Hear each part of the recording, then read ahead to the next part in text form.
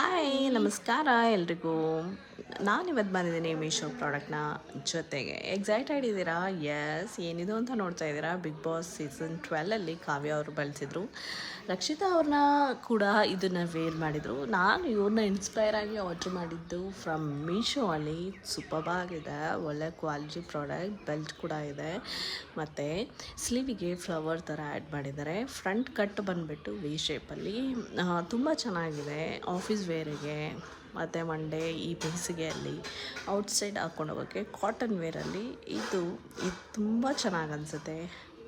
ಲೈಟಾಗಿ ಮಸ್ಕರ, eyeliner, brush with ಬೊಟ್ಟು. ನಾನಿವಾಗ ರೆಡಿಯಾಗಿದ್ದೀನಿ. ಹೇಗಿದೆ ನೀವೇ ಹೇಳಿ.